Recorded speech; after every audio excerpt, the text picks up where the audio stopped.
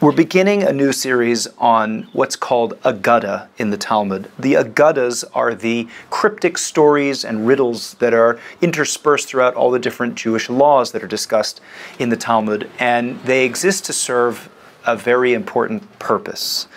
The word Agada, by way of introduction, does anyone know how to spell Agada?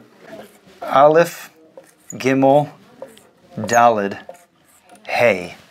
Okay, Agada, Aleph, Gimel, Daled, Hey. So who can tell me what's interesting about this word here, made up of its component letters? It's an alphabetical order. It is in alphabetical order. And which alphabetical order?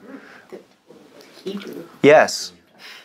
But specifically, which letters is he using? It's the beginning letters. The first letters, without the bet. It's all of the first 5 letters of the alphabet, except it's missing the bet. And this is actually, the Zohar says, this is actually teaching us what Agada is for. Agada is a story that's missing a crucial piece of information, and you're supposed to read through it and say, wait a minute, where's the bet? And then the teacher is supposed to say, aha, that's how we learn. That's how Jews learn something and integrate information, is not by being spoon-fed knowledge, but rather being told something that you have to use your mind to unlock the missing piece. Isn't that amazing? So that's what Agada is, and that's what we're going to learn over the next few weeks, these stories that on their face either seem to be nonsensical or simple to the point of sounding almost stupid. And what we're meant to do is to say these were very intelligent people who were passing on this information, and there was clearly something that they wanted us to get, but they didn't want to tell us in the direct way. For 2 reasons. One, because it's a more useful didactic tool. It helps us to learn better. But second of all, because usually the things that it's teaching are quite deep. And they did not want to reveal all of the secrets. We have to work for it. So the first one that I want to teach, and I apologize if there's anybody in the room tonight that has heard this before, because it's one that I really enjoy speaking about, is one of the more famous stories in the Medrash. The Medrash is part of the Oral Torah. It's there to accompany the Chumash and the Tanakh and to give an additional piece of information or add in extra parts of the story where it seems to be sparse. And this one happens to be speaking at a moment in the Torah that introduces Abraham for the first time. Now, what's strange about Abraham's introduction in the Torah is that he actually has no introduction in the Torah. It goes directly from Noah and then the descendants of Noah, and then mentions one thing about Abraham being the son of Terach, and then in the next parsha, in Parshas Lech Lecha, it says, and God spoke to this dude, Abraham, and we have no idea who he is. Compare that to the previous major character that we have in the Torah, Noah, and he's introduced as a tzaddik, tamim, bedorah, right? He was a wise, righteous person. Abraham, nothing. We know nothing about him. And so the Medrash says, well, who is this guy? What made him worthy of being spoken to? And that's what this story is seeking to answer. So, I'm going to pass this around. You guys are going to have to do some of the work tonight. Hopefully we're going to try to do that every week. I don't want to just spoon feed you. I'd like you to try to figure it out on your own. So the Medrash, how are we doing? We good? The Midrash Rabbah. So this is meant to be an interjection. Right before God says, Lech Lecha, right before God says, go for yourself, Hashem said to Avram, go for yourself from your land, etc. Said Rabbi Yitzchak, let us compare this to someone who is traveling from place to place and saw a palace that was dolekes. I'm not going to translate that word yet, and you'll see in a moment why. He saw a palace, that was dolekes. He said, is it possible that this palace has no director, no proprietor? The owner of the palace peered out to him and said to him, I'm the owner of the palace. So too, since Avraham, our father, said, is it possible that this world has no director, nobody running the place? Hashem peered out to him and said to him, I am the master of the world. I'm the owner, really, of the world. Okay. I need you to take a minute, pair up with the person next to you, and come up with as many questions as you can on this text. What information is missing? What seems not to make sense? Is there anything that needs clarification? This is how we approach a Jewish text. 1, 2, 3, go. Let's come back. I'm hearing some good questions here. So who wants to share? Who would like to offer up any questions that they might have on this text? I think we were asking it. It says there are 3 questions, which yes. Is it possible that this palace has no director? And then the answer is the owner of the palace peered out to him and said, I'm the owner of this palace, whereas director and owner are 2 different things. Fantastic. So this traveler is asking who's directing. The word in Hebrew is manhig. So if you are on if you ever have the terrifying experience of being on a Jerusalem bus, and he whisks past your stop without stopping, you say, Nahag, delit, right? Driver, the door. So the manhig is the director, the person who's running the place. So the traveler asks, is there any director here? And the owner comes out and says, I'm the owner. So what's the difference between a director and an owner? Great question. What else? Well, then there's also the difference of that Avram asks, is it possible that the world has no director? Yes. Suggesting there's a difference between owner and director. Yes. And then Hashem peered out and said, I'm the master of the world. Yeah, okay. So here, I guess That's the third difference. we can chalk that up to poor translation. So in the Hebrew, it's the same word, right? The Baal Habira and the Baal Ha'olam. That I will, for future reference, change the English so that it doesn't trip people up. But it's a good point, and I appreciate the copy editing on my source sheet. But yes, it's exactly parallel in the Hebrew. The owner of the palace and the owner, so to speak, of the world. Any other questions? I guess why would that analogy concerning the palace would apply to the world? Excellent. What is the analogy of a palace to the world? What do those two have to do with each other? You could say anything and compare it to the world. A plant, I don't know. Fishing boat. What? Fishing boat. A fishing boat, an animal, whatever. Palace suggests that royalty lives there. Okay, so we'll get to answers in a minute, but so far we've collected 2 questions. Number 1, what is the incongruency between director and owner? And number 2 is what's the comparison between a palace and the world? What's the obvious question? Meaning of delek. What does delekis mean? I put that in Hebrew, and we'll see that it's actually going to, the entire piece is going to hinge on that word. So let's get into it. The word delekis, does anyone, when they hear the word dolek, does it remind them of another word that comes up in their Jewish practice? Yes? Or in any recent memory? Is it in your it's like burning or something? Like where might you have heard this word? from like petrol. From your what? Is it in like Oh, from petrol. Hebrew? Delek Delek. is That's petrol. what I was Very thinking, good. like burning. That's right, exactly. But it's to light, like to strike a match. So, for example, when do we use this word? Like candlelighter. Lahadlik ner shel Chanukah. So lahadlik is the same word as dolek, right? So to light something up, right? To light a candle. So the first way of understanding this word dolekis is that Avraham, or the traveler, is going from place to place and sees a palace that was lit up. It was lit up. All the lights are on.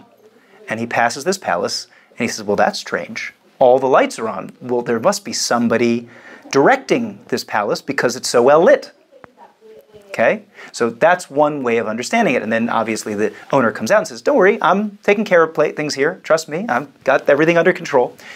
There's another way of understanding the word delekis, however. If you look at the next source, I've quoted in the book of Ovadiah, which interestingly is Oh, it's a different person. Obadiah is one of the prophets in the books of prophets, right? So the book of Obadiah is part of the written Torah, and he gives an analogy. The house of Jacob shall be fire, and the house of Joseph a flame. It's a very fascinating verse because essentially Joseph is the extension of his father. And the house of Esav shall become stubble, and they shall dalku. They shall ignite them and burn them down. And the house of Esav shall have no survivors, for the Lord has spoken. So, if we understand dolek meaning to light up, to burn up, how does that change the meaning of this story? And this palace is on fire. The palace is on fire. It's not lit up. It's literally blazing to the ground. And then Abraham comes upon this palace and he says, well, what the heck is going on here? This beautiful palatial structure is on fire. Who's in charge? Well, that's a very, very different read to the story, right? So I want to explore, what is this saying about Abraham's encounter with the world? We have an analogy between the world and a palace. And this palace is either beautifully lit or it's scorching, blazing to the ground. What's the difference? What do these two stories imply about Abraham's perception of the world? He looks at the world and he sees chaos, or he looks at the world and he deduces that there needs to be someone who organizes the chaos, or he looks at the world and he sees harmony, therefore from the harmony he deduces God. Now that's a drastically different interpretation, isn't it? There's two ways we can perceive Abraham's his intellectual journey in discovering God. The first one is that he looks around the world and it's like the famous watchmaker's argument. You've heard of this? One of the ancient philosophical arguments for the existence of God is that if you look around the world, it's so perfect, it's so harmonious, the laws of physics are like clockwork. It's almost like coming upon a immaculately made clock in the middle of the desert and say that this clock fashioned itself. And as unlikely as that is, the ancient philosophers say, that's how unlikely it is that the universe would have put itself together. Okay? Whether or not we agree on the merits of that argument, that could be the way that we read this story, is that Abraham's looking at the world and he says, wow, the beauty, the harmony, the color, everything. It connotes that there's somebody who's got to be taking care of this place, because there's no way that this could be self-run and self-governed. And then all of a sudden God comes out and says, surprise, I am he. And in a sense, this is explaining Abraham's journey and why he merited to be the person that God spoke to. That seemingly nobody else was able to come to the logical conclusion that if you look around at the world and see all the harmony and order, there's got to be a singular force or being behind all of it. If you take it in the other way, that it says it's on fire. Yes. Then the word, if it's a director, it means he's directing everything, but we believe we have free will. So if he owns it but doesn't direct... Wait, we'll get to direction and own in a minute, okay? You're heading in a good direction. I like the direction you're going in, but I want to take it step by step. What does Abraham perceive if we understand that dolekis means burning to the ground? What does he see in the world? How does he look at the world? He sees destruction. Now, it's not just any old destruction, because the world is a palace. And we were asking, what's the comparison between a palace and the world? And frankly, you could say there is a lot of order and a lot of beauty in the world. There is inherent structure in nature. The laws of physics are, as far as we understand, pretty immutable. And the things that happen in the universe, like clockwork, every year the trees bloom, they shed their leaves and then hibernate, and then they come back out again, and it's really quite amazing. It's quite incredible. So there is something palatial about the world, but there's also a lot of destruction and a lot of chaos and a lot of human beings murdering other human beings and a lot of lions eating gazelles. And you could look at the universe and say, oh my God, who let this run amok? Somebody obviously created it, but the revelation is now not, oh, there must be a grand designer behind everything. It's that, why would the grand designer leave it all to go to heck? That's the real question that Abraham is asking. And what's amazing is that if you look at the question, he asks, is it possible that this palace has no director? It really takes on two different shapes, depending on whether you understand Delekis as lit up or on fire. Because the first one is it possible that this palace, such a beautiful, amazing palace, has no director? There's got to be somebody who built this thing and is running this thing. It's so immaculate. As opposed to, is it possible that this place has no director? Could you imagine somebody building some magical mansion that's thousands of square feet and then just leaving it to rot and to ruin and to burn down to the ground? It's amazing how the whole thing turns on its head depending on our perception of the word Delekis.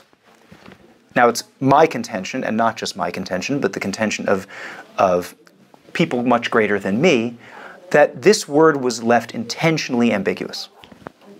There's no way that you could easily construct this story in a way that's a lot more straightforward, such that you're making it clear that it's either lit up or it's burning down to the ground. But intentionally, this word was chosen in order to carry both interpretations. And what that is suggesting is that it's making a very profound observation about the universe. Is that there's actually two ways of looking at the universe, and there's two ways of coming to the understanding that there must be a God.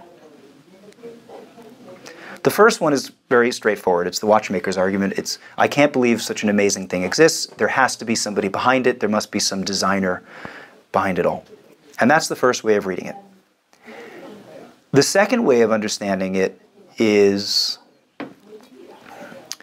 that it's because of the chaos that I can understand that there's a creator. And that's much more difficult to understand. So I want to take a minute to unpack that. There has been for a very long time an opinion about the universe that it is eternal. So the Greek philosophers, some of the Muslim philosophers held that that the universe, the world, is eternal. There was no creation to the universe. Now, the thing about an eternal universe is that something that is forever old is something. Well, I'll put it in these words. Something that has no beginning can't really have a middle or an end. Something that is eternal, that is timeless, should be unchanging. Does that ring a chord with you? If you think of the things that are the most enduring, a diamond, for example, of course, over thousands and thousands of years, it does change. It goes from coal to a diamond. But the things that seem to be the most timeless are the things that are the least changing. Now, one could look at the world and say, this world is not the type of world that I would expect if it were infinitely old. The fact that it's in flux means that there's movement in the world. It's going through progression. And anything that has progression suggests that there was a beginning point and it's now moving towards something else. So Abraham looks around at the world and he says, hold on a second. There's got to be a creator to it all, because whoever kicked this off, who gave it all the potential energy for it to even be capable of burning?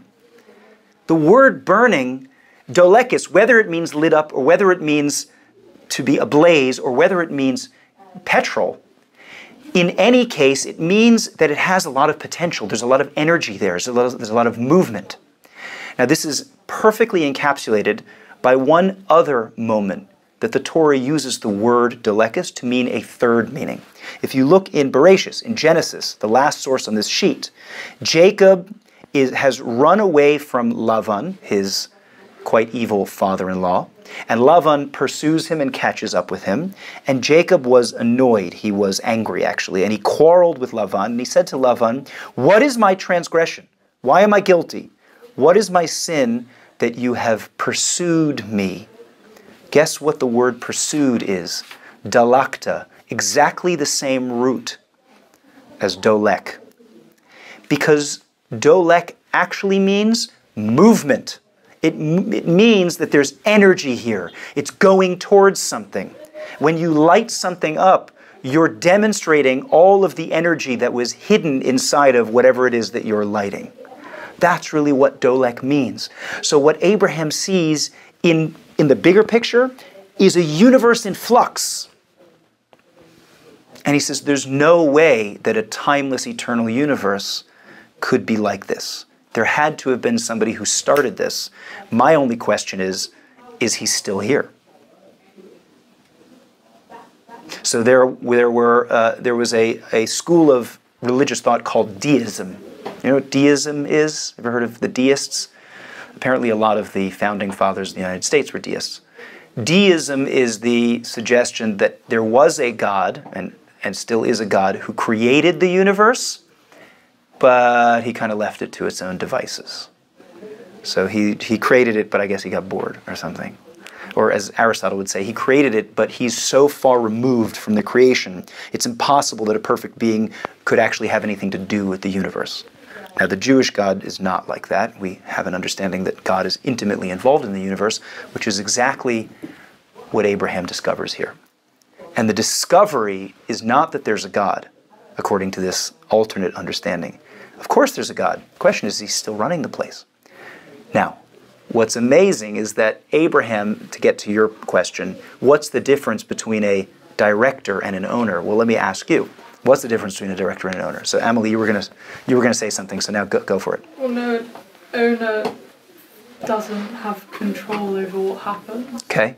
So if speaking about with God, if he owns the world or the universe, he doesn't necessarily have a say in the way that it's run, because we believe we have free will. So even though he owns it and he knows what's going on, Interesting.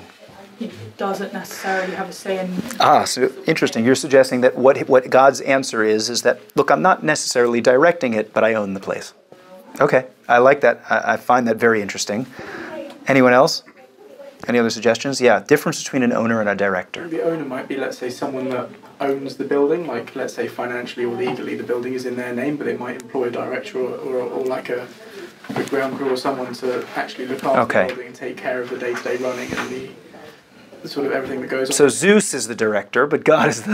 No, I'm joking. No, I'm joking. So he's saying that I'm... Whoever owns the head office Okay, building doesn't... yeah. So similar to what Emily's saying is that the owner is more of a hands-off type of job. Then there's also the element of an owner funds the operation. Yes. So appoints people. Yeah. So I guess... Okay. Yeah. Because you also look at it in the reverse. It's like a director, someone like...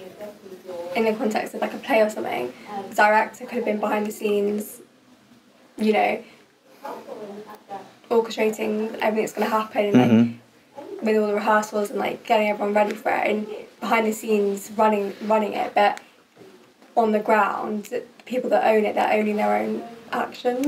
Okay. Does that make, I don't know. Yeah. That in the reverse. Great. Maybe it's just my interpretation of it. That's all I'm asking. Hashem, Avram has this world no director. Hashem doesn't answer that. He evades the question. It's sort of like he's saying, well, I'm the master. So I put everyone here, I did all of this. He's clearly giving a different answer but I'm from not the question. responsible for what's happening. It's almost like saying, well, it's almost like Avram's asking, like, who's leading this? Like, who's in charge? Yeah. Who's the person who's actively here? And God said, well, I created it. I put everything in place. But I'm leaving it alone. I'm not taking ownership for the free will of what you have done. Okay. And that sort of then, I suppose, puts Avram in that leadership place, because the fact that he's... Very nice. the only one who's asking, it almost goes like, when we're talking about the interpretation of Deleka, if Avram is looking at it and going, oh my gosh, what has happened, where's the director? Yes. In a way it means that everyone else in the universe is okay with the destruction that they've seen, and they're like, yeah, this is fine, this is normal, it's on fire every other week. They're not observing it, they're not looking at it, they're not questioning it, they don't see anything wrong. Yeah. Like the people in Sodom, like they don't see. Good, amazing, good. So Avram looks at it and goes, why? Something's going on here. Why has no one else said that? Great. Who's running the show? And God said, oh, well, I own it, but no one's running it. Okay, good. So I think a lot of people are in the Amelie camp here, right? Which is that director means hands-on, owner means hands-off. Now, what's fascinating to me is that the conventional way of interpreting this, as seen through the scholars of the ages, is the opposite. And I'll explain what I mean, although there's something that you mentioned that I want to pull on that thread in a minute. A director is somebody who is, as you said, employed to maintain something that already exists. So there was also a common understanding amongst those who said that the universe is eternal, that there is a God, but there's also a universe. And so God's relationship to the universe is simply a director. He didn't create the place, but he's running the place. But he's also bound to some higher authority, because if he didn't create the universe, then he can't destroy the universe, and he can't change the laws of the universe. So a lot of religious movements have suggested that God is restricted to the laws of nature because the universe precedes God, or at least as old as God. However, if you say that God comes before everything else, then God's not just a director, he's the owner of the place. He created it, which means that he has a different role. A director can come and go as he pleases, but at the end of the day, he's not really financially responsible for the property. But an owner would never allow his or her property to burn down. An owner would say, trust me, I have a financial interest in what happens to this palace. So don't think that there's merely a director who just took his hands off the wheel for a minute. No, no, no. I am intimately concerned with the outcome of this building. I will never let this building burn for no reason at all. And that's what God is answering Abraham. Now, I like this idea of God saying, you know, I'm the owner, but maybe I want you to direct it, which is a really cool idea. I like that idea. So, and ultimately, that's what God is going to tell Abraham, is Lech Lecha, go. I need you to be my agent in this universe. There's one other thing that you said, which is really interesting, which is that a lot of other people didn't really care about the chaos, which is yet another way of understanding the counter-argument to what Abraham was saying. So in a pre-monotheistic world, and I may have spoken about this before, in a pre-monotheistic world where everything is eternal, you may not necessarily say, oh, an eternal universe should be unchanging. An eternal universe should be like a diamond. But you would say that an eternal universe is unchanging in the sense that it's a perpetual cycle.